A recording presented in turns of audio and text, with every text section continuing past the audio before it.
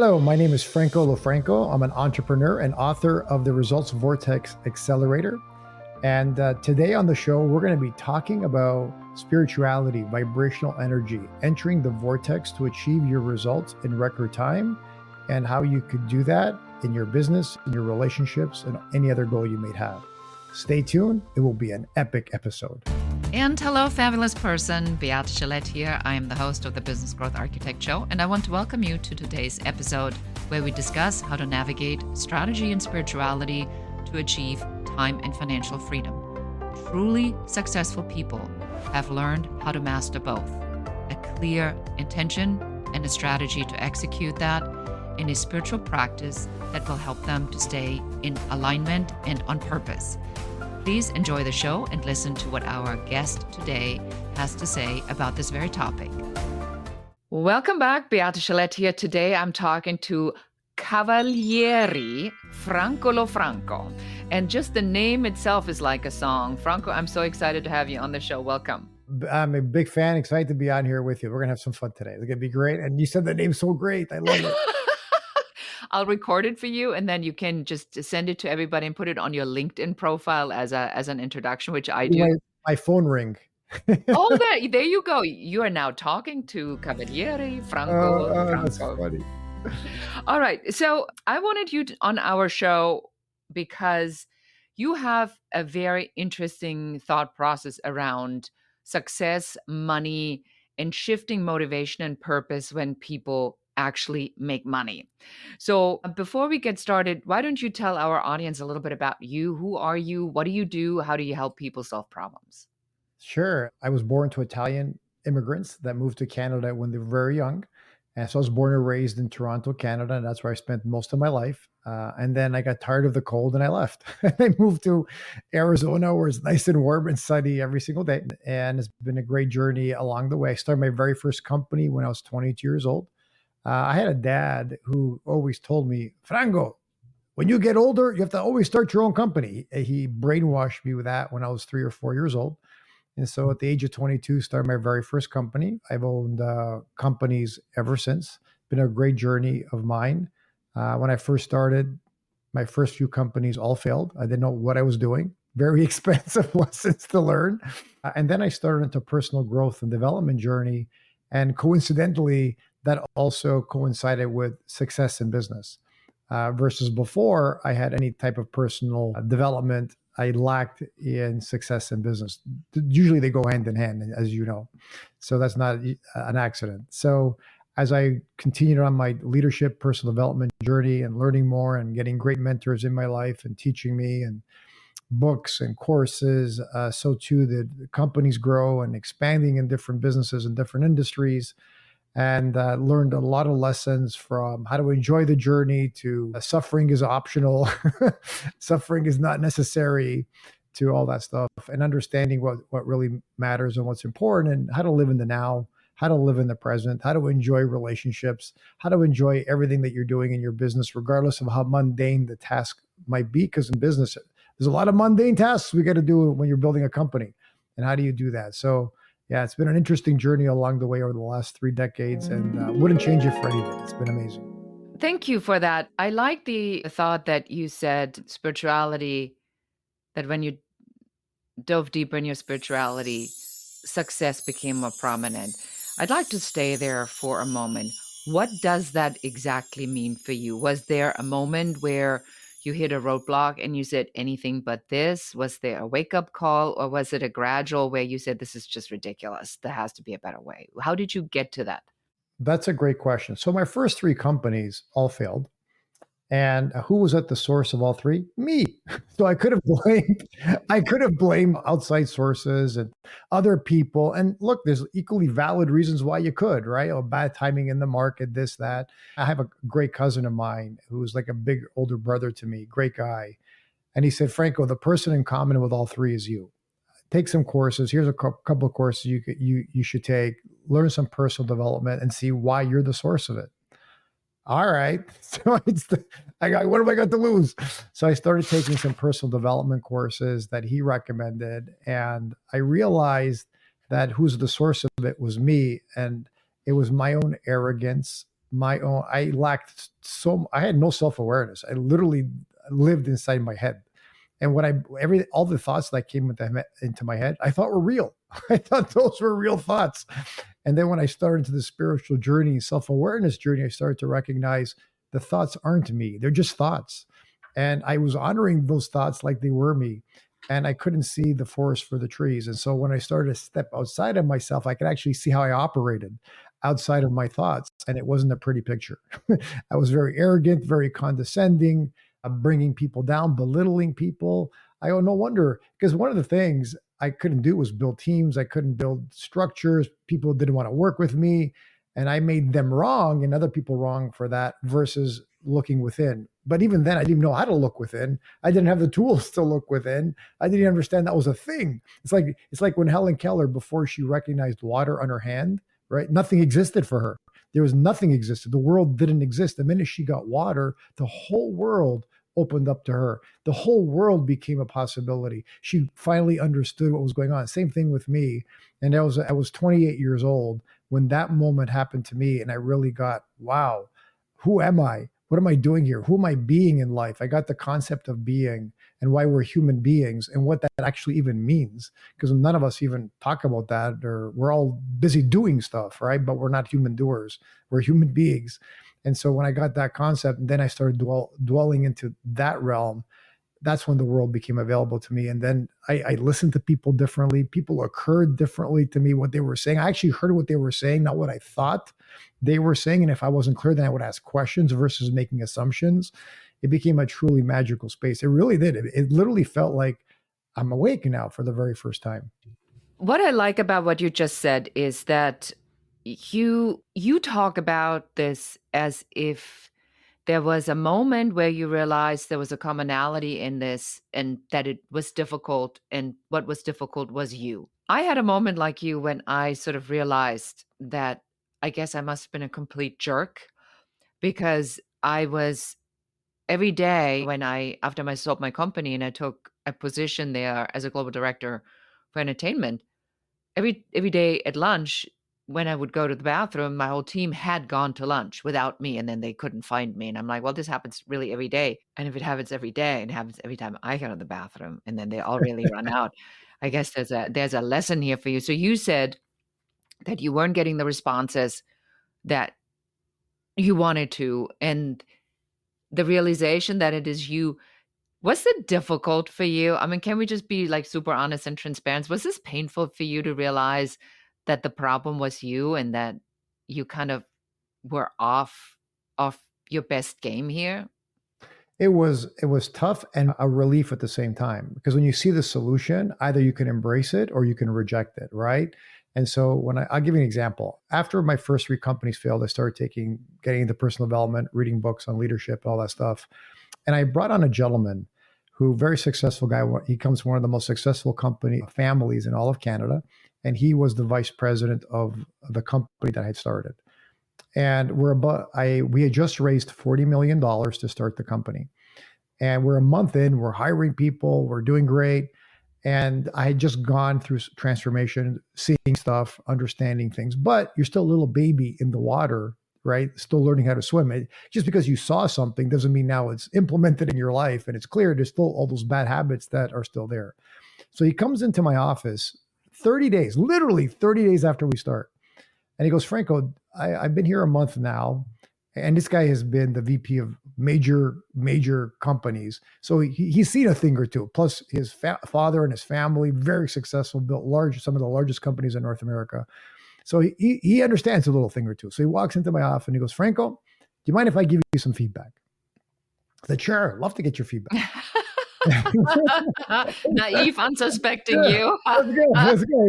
He goes, well, listen, I got good news and I got bad news. What do you want first? I go, give me the good news. He goes, well, the good news, look, everything's going great right now. It's awesome. People are hiring. People are excited, doing great. Okay, I said, good. What's the bad news? Bad news is I don't think we're going to make it. What? I thought you said we're doing good. No, I don't think we're going to make it. And I said, why? And he said, because of you. No way. I go, what do you mean because of me? Let me tell you.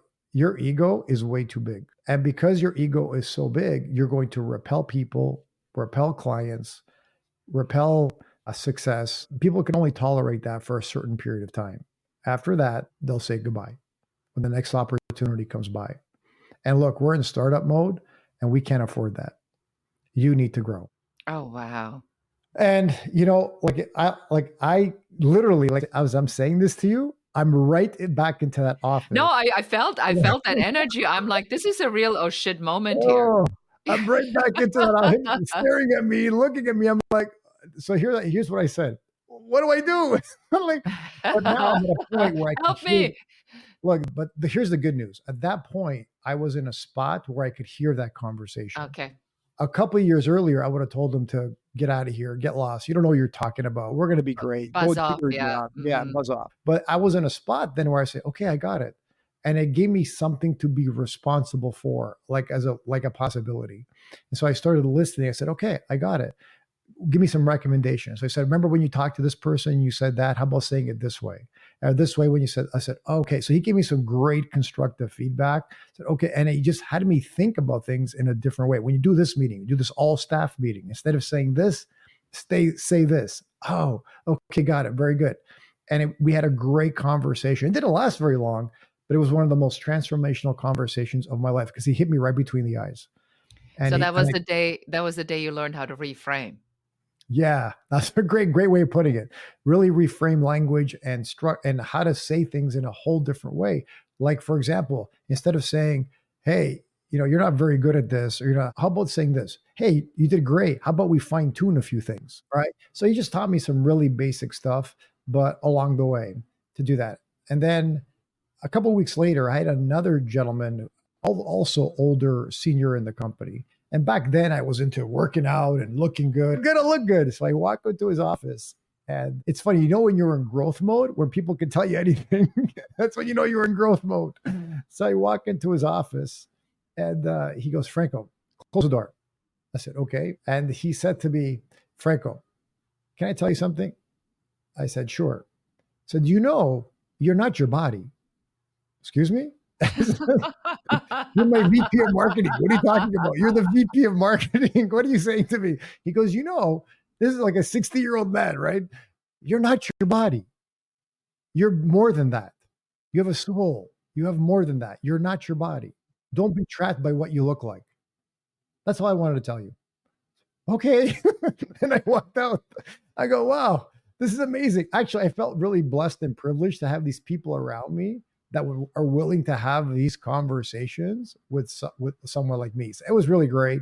I learned about that. And that's where I said, am I working out because I want to be healthy, or I'm working out because it's all because of vanity? Which is it? And because I'm trying to control things with my looks versus just something that I'm committed to. I want to be healthy. I want to look good. And he really had me thinking about that. And it really released a lot of stress for me, that I didn't have to be perfect all the time and look perfect all the time and have all the right appearance all the time. I could just relax and wear a regular shirt if I want to, or regular pants if I want to, not have to be perfect all the time. So that was an incredible growing part of my life. I like that. Even though I will say that ever so often when there's a difficult situation, I do recommend as a strategy, especially for a very buff man, to wear a skin tight black t-shirt and then walk into the room with just a jeans and a skin tight black t-shirt to make sure that you look buff. There was an instant in my life where somebody had just made up really horrible rumors about me. And my husband wanted to confront him. And I said, all you need to do is wear that skin tight black t-shirt and then just walk in the room like you own it, because he does. He's a very confident man. And the guy, after the last bite of the second course, ran and was never to be seen again. So, I mean, there is a strategy to use physical appearance in business, so that we have discussed that. Well, but that's a great example. He owned it. Like, that was intentional versus happening at a subconscious level out of insecurity, right? You're 100% correct. Do you own it, or are you being owned by it?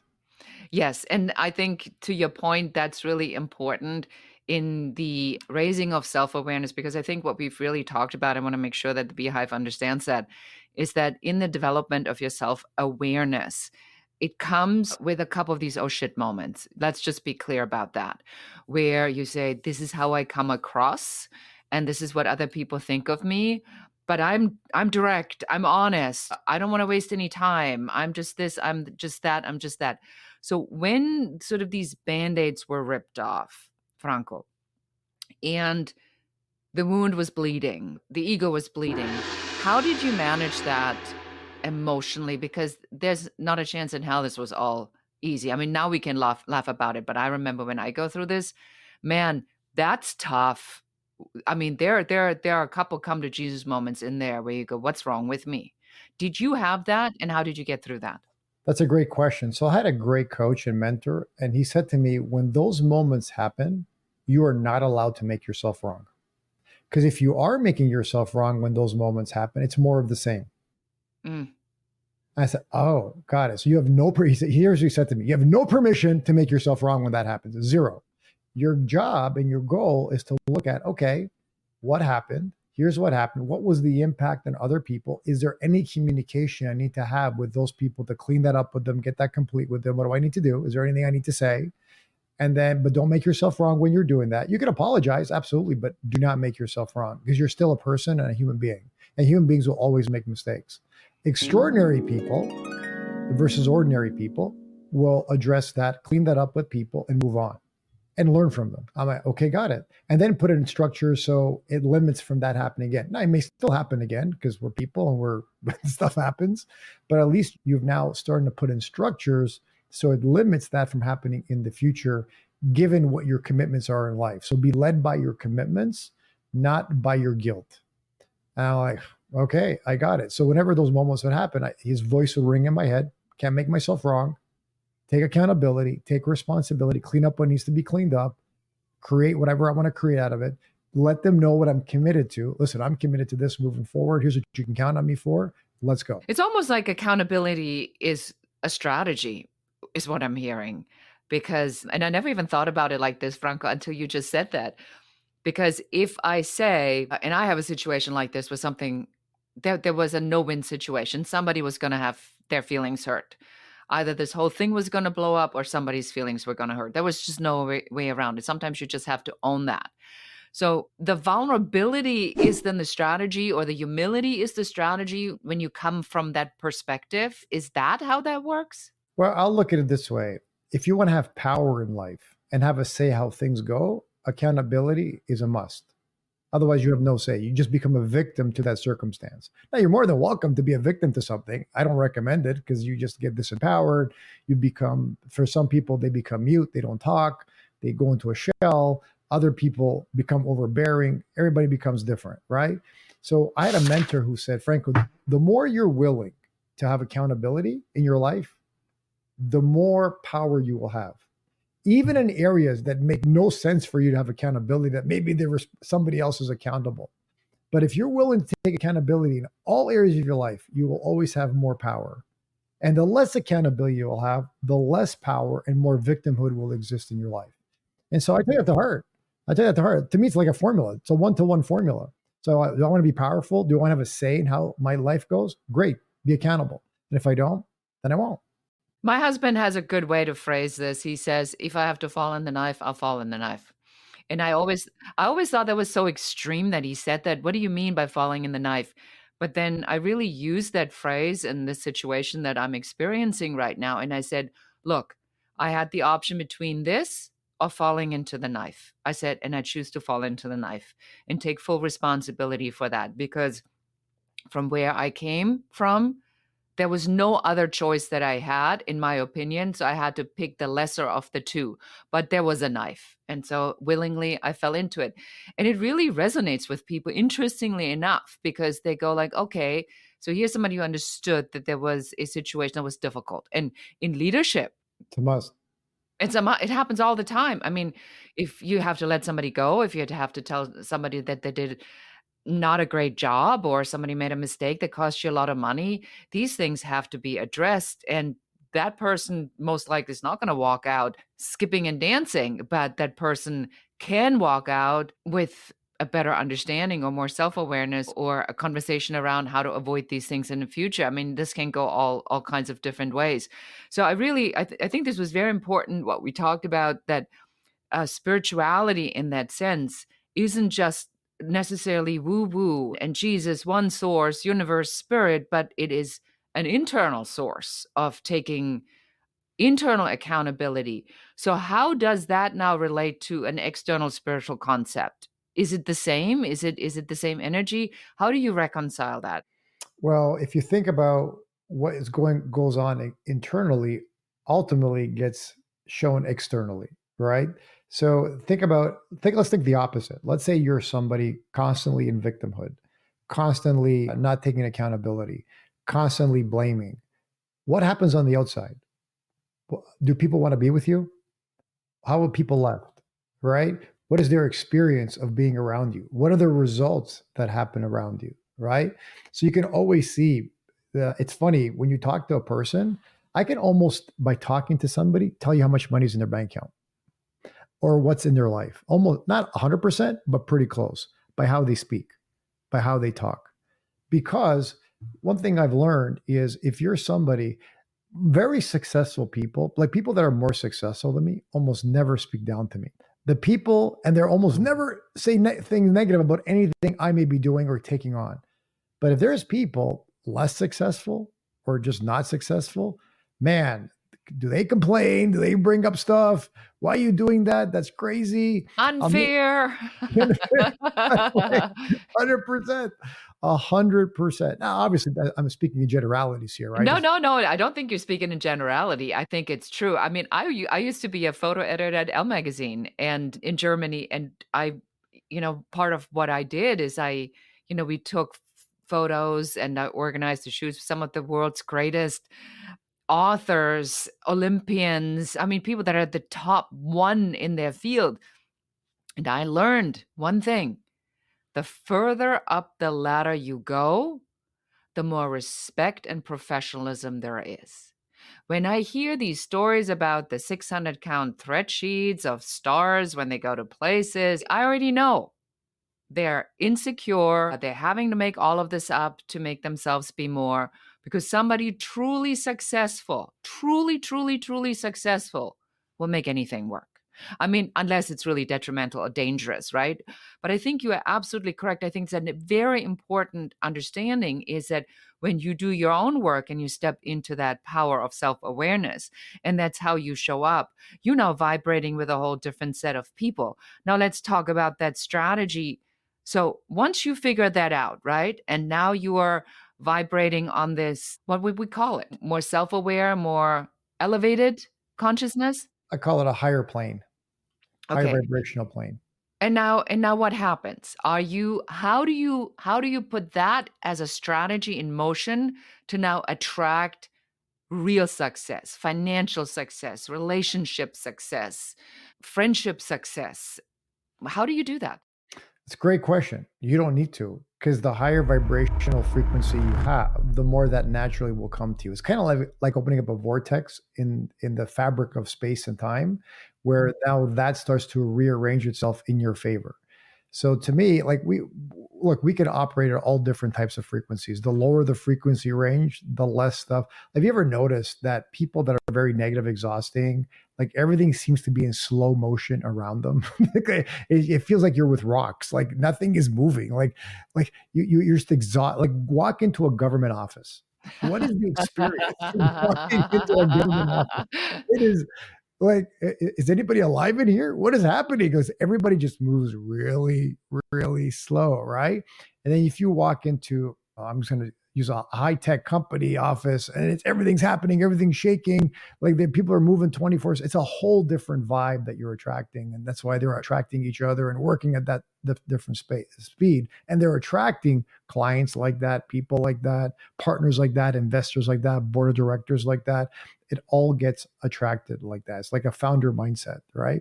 It's very, very powerful. So I don't worry about that. I worry about if I can keep my vibrational energy high enough, the rest will get take care of itself. It will align. They will come in, because one thing I do know, like energy likes to be around like energy. It abhors the opposite. It absorbs lower. It can't function in that space. So if you just focus on keeping yourself at a higher vibrational state, you watch. I have a sign in my office that says expect miracles.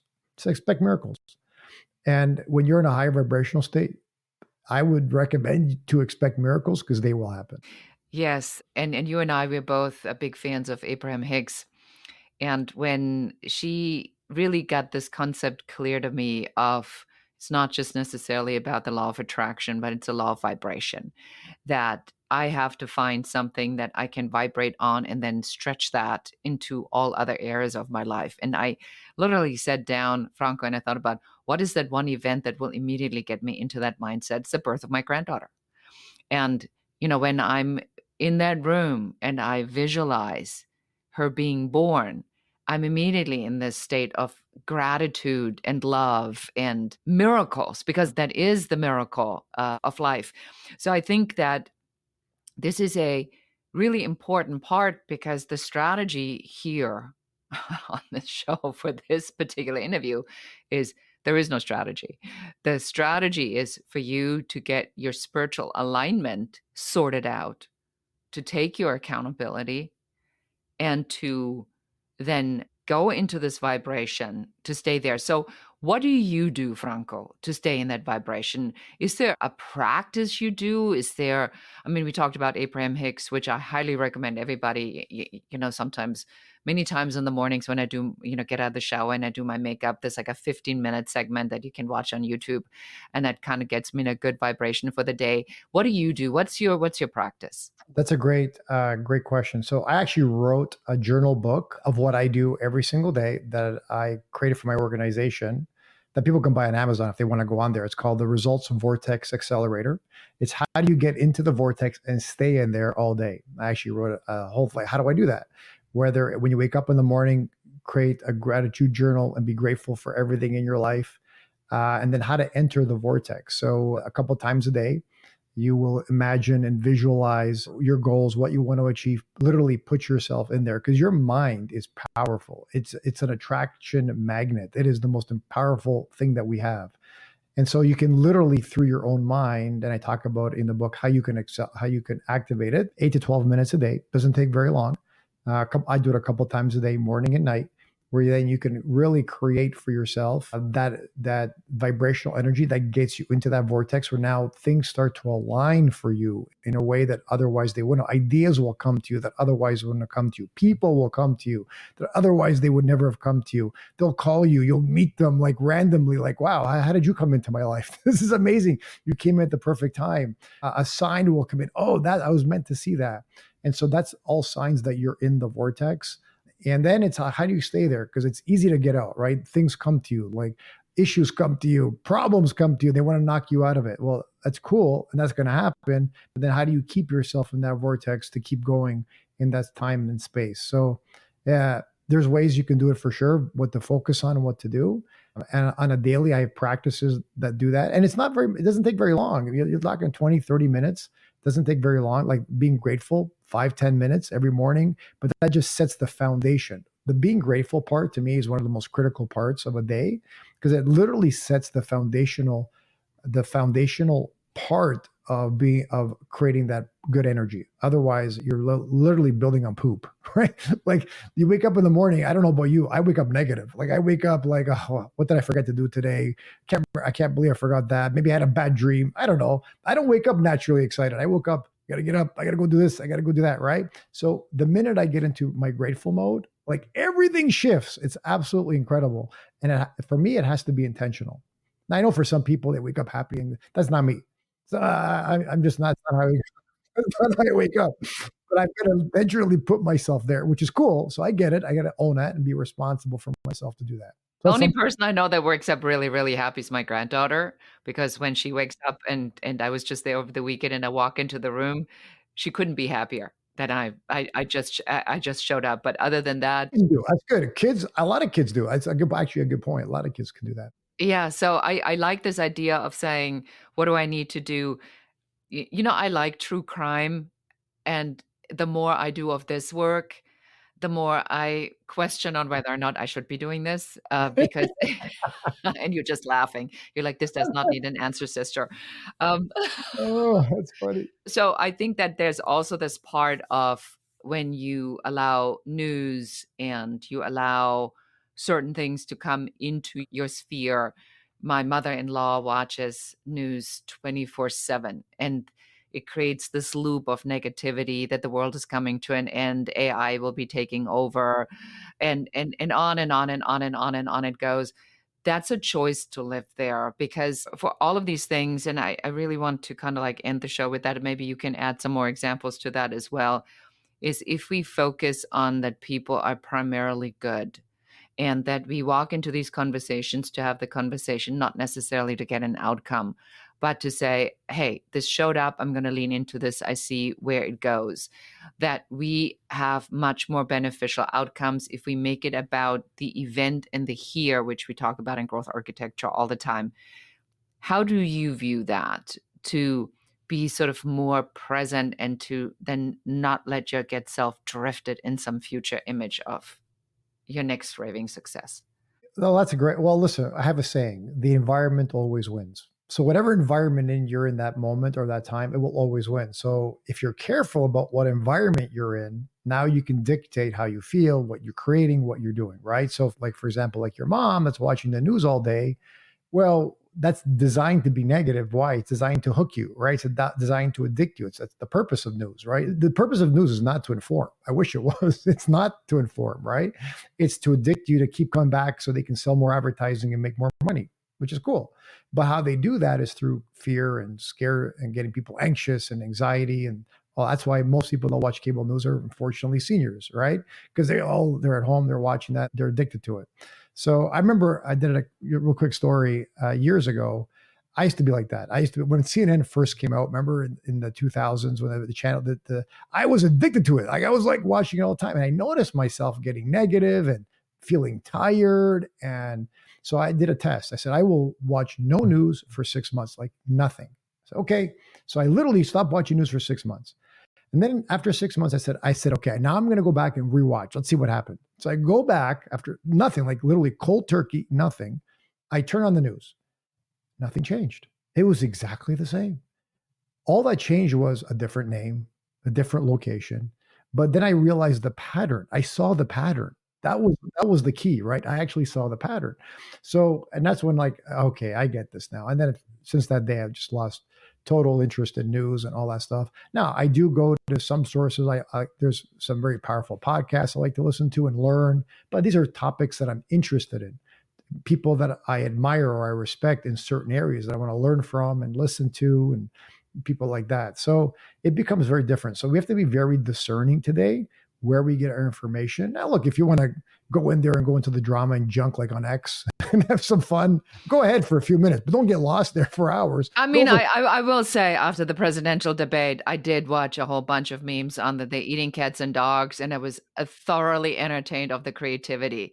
It was, yeah. Some people are great. Their content providers are awesome. It's fun. So give yourself some time for sure. So I said, I'm just going to see what my people are going to be doing with this, and they did not disappoint. But then I like the idea to just take all of this with a grain of salt.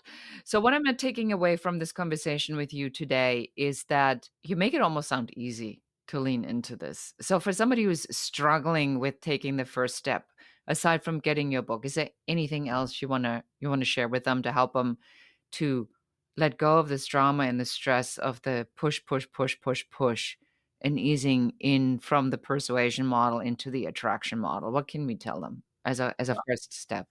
A couple things. Number one, suffering is optional. And the only reason why you want to suffer is to make yourself wrong. That's the only reason, to beat yourself up. That's why I say it's optional and you have a choice. In that moment, you can just choose to be happy. Right? It's a choice. Like in that moment, you can just choose to be happy. You don't have to beat yourself up.